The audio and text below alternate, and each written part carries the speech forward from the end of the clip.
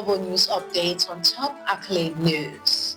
The headlines: Polish nationalist wins presidential election. China accuses U.S. of violating trade truce.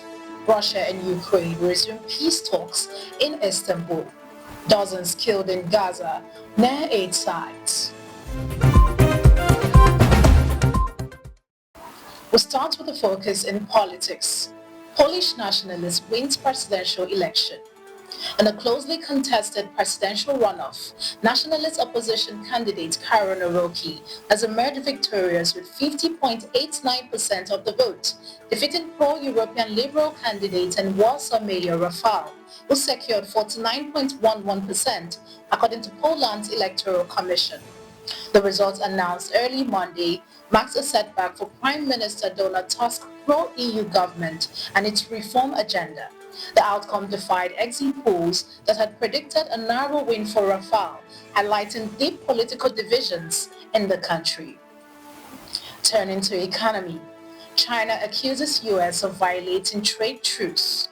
China has accused the United States of breaching the 90-day trade truce, pushing back after President Donald Trump claimed Beijing had totally violated the agreement. In a sharp statement, China's Commerce Ministry said Washington's actions, including AI chip restrictions and visa bans for Chinese students, undermined the deal and warned of strong and resolute retaliation. The escalating row comes amid heightened tensions following U.S. Defense Secretary's remark labeling China a rising military threat in Asia. Meanwhile, U.S. officials say China is withholding rare earth exports vital for multiple industries, further straining stalled trade talks. A possible Trump-Xi phone call is expected to try to ease the standoff. Moving to international relations, Russia and Ukraine resume peace talks in Istanbul. In Istanbul, Russia and Ukrainian delegations have resumed peace talks, marking the first direct negotiations in over a year despite a widening gulf between their positions. The talks follow a major Ukrainian drone strike that reportedly damaged dozens of Russian bombers deep inside Russian territory, escalating tensions ahead of diplomacy. While Ukraine demands an immediate ceasefire and the return of abducted children, Russia insists on sweeping concessions, including military restriction and territorial claims.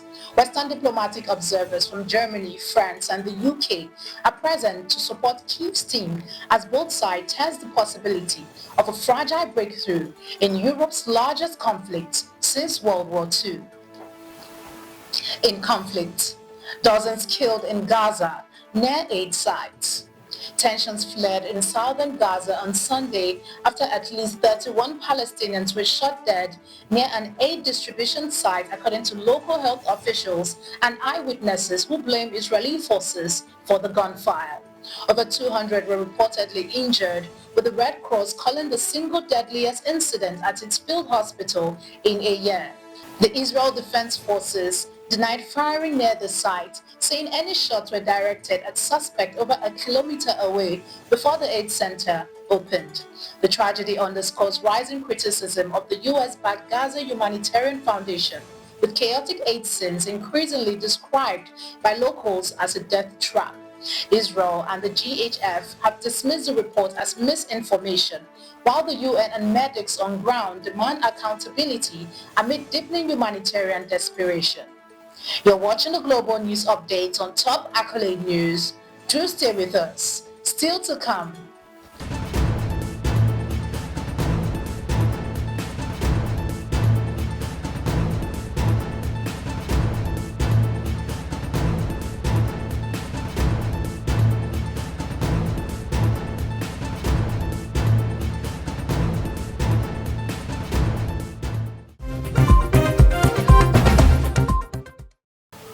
Thanks for staying with us. In crime, 6 injured in Boulder terror attack. 6 people were injured in a suspected terror attack in Boulder, Colorado, after a man allegedly shouting "Free Palestine" used a makeshift flamethrower on a group rallying for the release of Israeli hostages held in Gaza. The FBI is treating the incident, which occurred at the busy Pearl Street Mall on Sunday, as a targeted act of ideologically motivated violence. The suspect, identified as 45-year-old Mohammed Sabri Soliman, was taken into custody and hospitalized with injuries. Authorities say charges are forthcoming, and federal investigators have condemned the assault as part of a disturbing rise in anti-Semitic violence across the U.S. Moving to defense, UK to expand nuclear submarine fleet. Britain is set to expand its nuclear-powered attack submarine fleet and overhaul its military strategy as part of a sweeping new defense review unveiled on Monday by Prime Minister Keir Starmer. The Strategic Defense Review, led by former NATO Chief George Robertson and ex-White House advisor Fiona Hill, outlines a 10-year plan to rebuild the UK's war-fighting readiness amid rising threats from Russia. Among its 62 recommendations, the plan includes building up to 12 next-generation submarines, 6 new munition plants, and boosting cyber defense. Defense spending will rise to 2.5% of GDP by 2027, with Starmer declaring, "The moment has arrived to transform how we defend ourselves." The move comes amid calls from the US for Europe to take more responsibility for its own security. In entertainment, Brazilian funk star's arrest sparks outcry. The arrest of Brazilian funk artist MC Poza Dorodo has ignited national outrage, with artists, legal experts, and activists accusing authorities of targeting black culture under the guise of law enforcement. The 26-year-old singer was detained shirtless and barefooted at his Rio de Janeiro home over lyrics allegedly glorifying drug crime and suspected ties to a major gang. Critics say the case reflects a long-standing pattern of criminalizing black cultural expression in Brazil, drawing comparison to how others were once persecuted. The incident has prompted widespread solidarity across Brazil's music community and calls for due process and cultural respect. Now in sports, Glenn Maxwell retires from ODI cricket. Australian cricket star Glenn Maxwell has announced his retirement from one-day international, ending a thrilling 149-match career that saw him score nearly 4,000 runs and claim 77 wickets.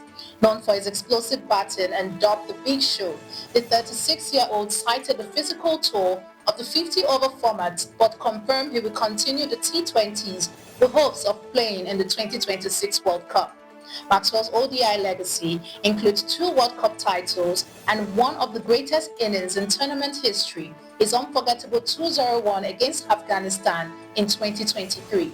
Selectors praise this impact while fans celebrate a career defined by flair, power, and match-winning brilliance. That concludes our global news update for today. Stay tuned for more global news and developments. Thanks for joining us. I am Ojorumi Okocha. Connect and engage with us on all our social media handles. Do have a wonderful day.